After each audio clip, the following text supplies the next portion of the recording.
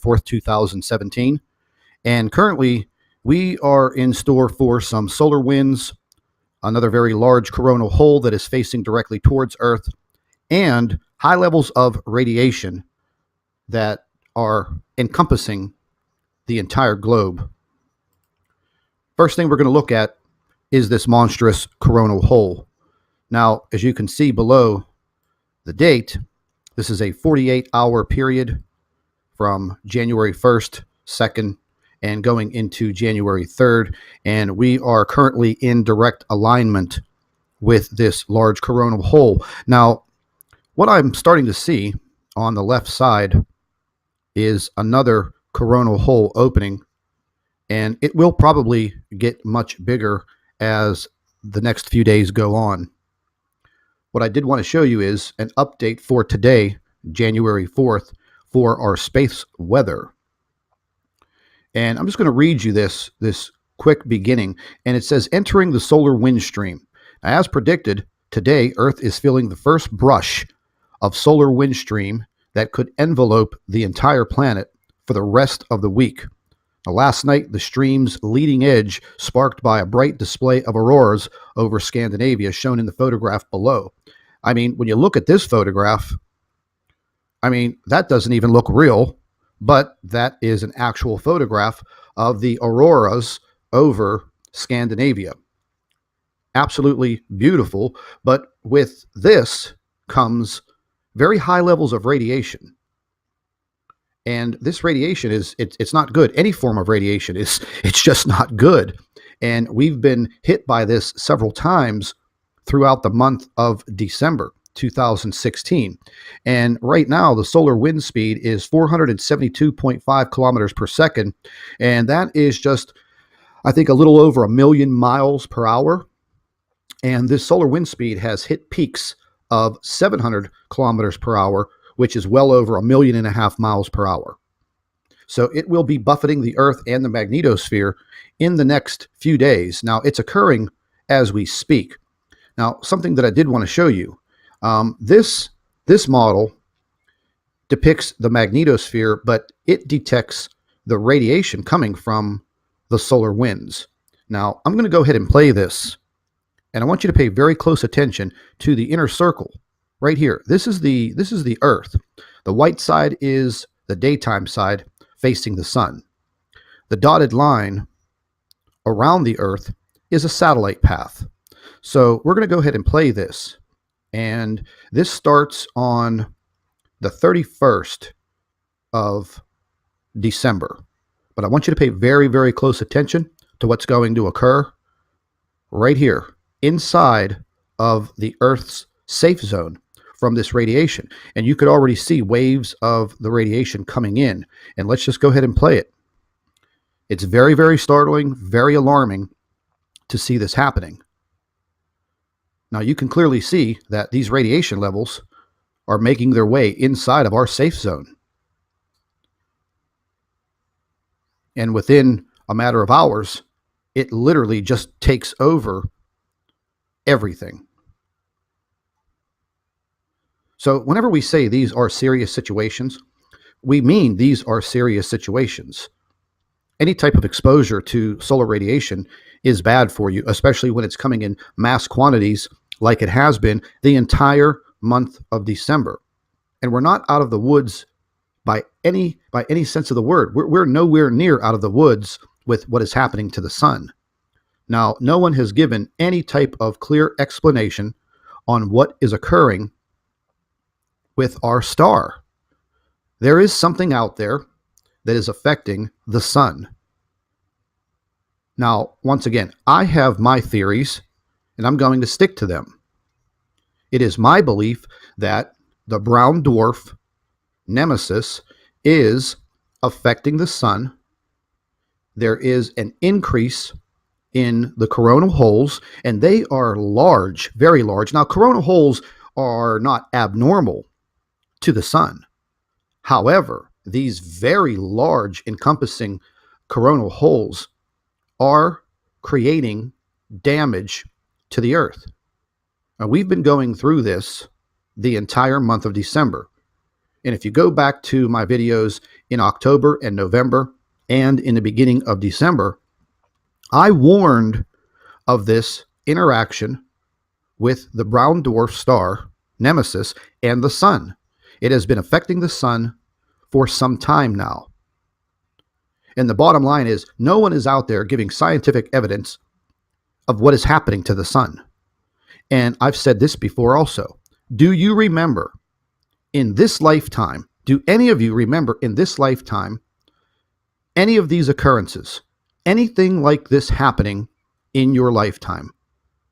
I mean, we have earthquakes rattling off every minute of the day. Now, there are several supervolcanoes and volcanoes that are being monitored right now for massive eruptions. So it's a very serious situation that we are in right now. And if you take a close look at things, you will see that some of this information is being censored, it's being covered up, and the public is being misled. That's not a lie. That is the truth. Now, the USGS downplays some of these earthquakes, and we recognize it. We see it. We are right on top of the situation. So how could you downplay a magnitude 7.2 and then list it as a 6.9?